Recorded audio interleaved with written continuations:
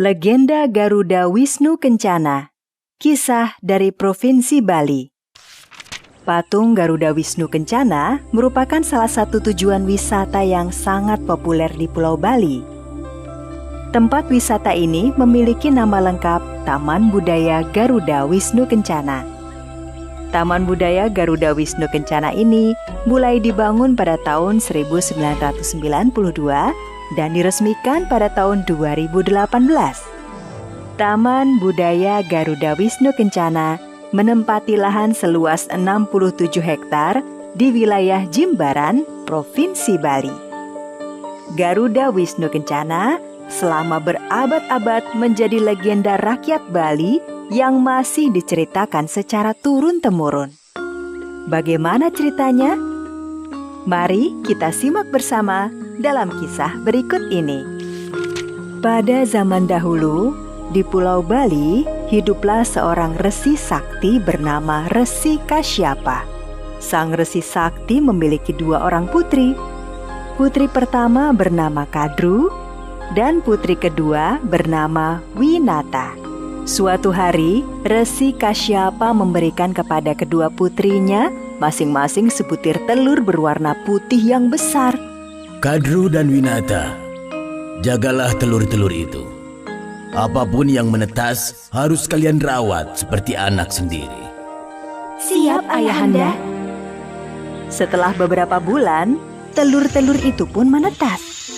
Telur milik Kadru menetas dan melahirkan 9 ekor naga. Sedangkan telur milik Winata menetas dan melahirkan seekor burung elang.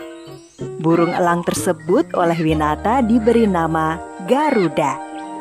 Memelihara 9 ekor naga membuat Kadru kewalahan. Setiap hari, 9 ekor naga itu selalu ribut dan berlarian ke sana kemari. Sedangkan Winata setiap hari dengan sabar memelihara Garuda. Dia memberinya makan dan membantunya belajar terbang. Rasa dengki selalu menghinggapi manusia yang berhati buruk. Demikian juga dengan Kadru. Setiap hari melihat Winata yang tidak kerepotan mengurus Garuda, Kadru pun merasa dengki. Dia pun mencari rencana jahat agar Winata mau memelihara 9 ekor naga miliknya. Keesokan harinya, Kadru menemui ayahnya. Ayahanda, seumur-umur baik saya maupun Adinda Winata belum pernah melihat kuda ucai suara. Bila mana Ayahanda berkenan mendatangkan kuda ucai suara kemari, agar kami bisa melihatnya. Baiklah, besok akan kupanggil kuda ucai suara kemari. Setelah menemui ayahnya, Kadru kemudian menemui adiknya, Winata. Adinda, ada kabar gembira. Besok Ayahanda akan memanggil kuda ucai suara kemari. Kita berdua selama ini belum pernah melihat kuda yang bisa terbang itu. Wah, benarkah? Selama ini kita hanya pernah mendengar namanya, tapi belum pernah melihat wujudnya seperti apa. Nah, bagaimana kalau kita main tebak-tebakan? Apa warna kuda terbang itu? Tapi yang kalah harus mematuhi perintah yang menang. Bagaimana? Baiklah, aku setuju. Aku menebak kuda tersebut berwarna hitam. Aku menebak kuda itu berwarna putih. Kadru kemudian menemui anak-anaknya. Dengar ya, aku baru saja bertaruh dengan Winata apa warna kuda ucai suara. Aku menebak warna kuda itu hitam, sedang Winata menebak warna kuda itu putih. Aduh, Ibu, warna kuda itu putih. Tahu dari mana kamu? Aku tadi bertanya kepada kakek Resi.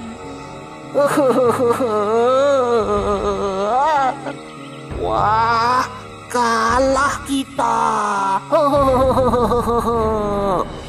Habislah kita diajak sama Garuda. Diam kalian. Aku ada ide.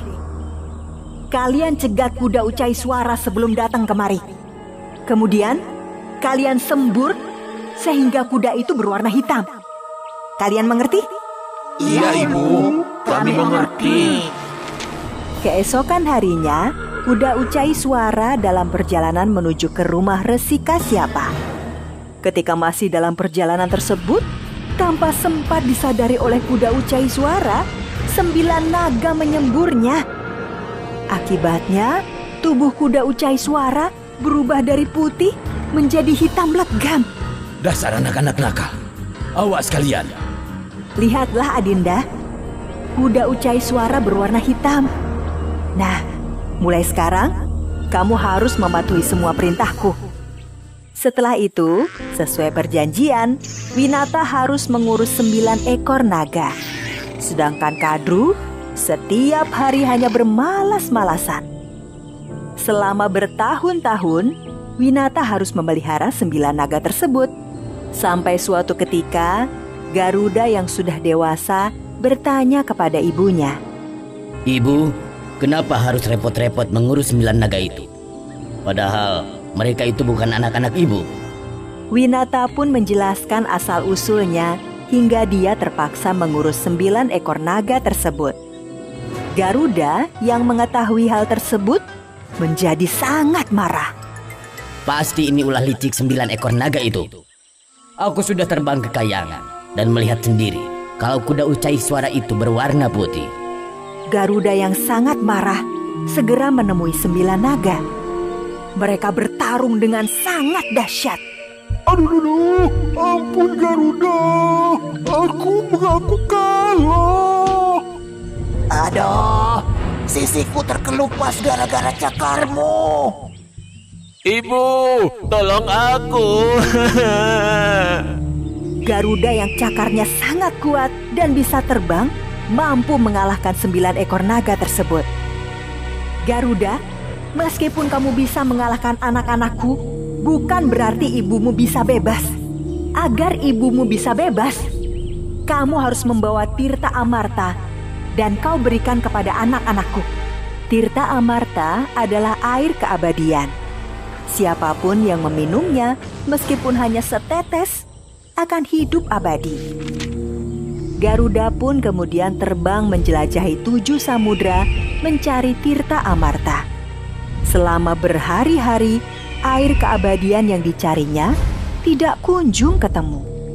Hingga sampai akhirnya Garuda bertemu Dewa Wisnu. Hai burung elang raksasa, sudah berhari-hari kamu menjelajahi 7 samudra. Sebenarnya apa yang kamu cari? Garuda menjelaskan tentang tujuannya mencari Tirta Amarta. Aku bisa memberikan secangkir Tirta Amarta dengan syarat engkau mau menjadi tungganganku. Wah, kamu berhasil mendapatkan Tirta Amarta. Dengan ini kubebaskan ibumu.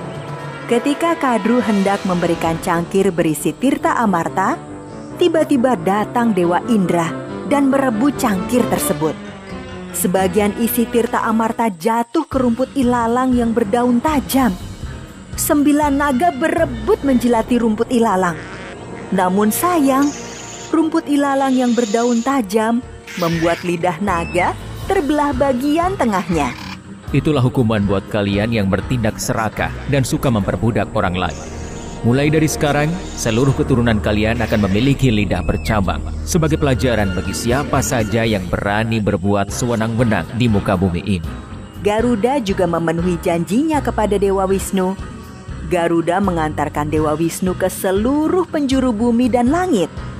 Sejak itulah, Sang Garuda kemudian dikenal dengan julukan Garuda Wisnu Kencana.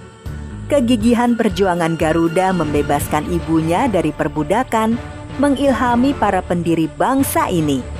Mereka menggunakan burung Garuda sebagai simbol Negara Kesatuan Republik Indonesia.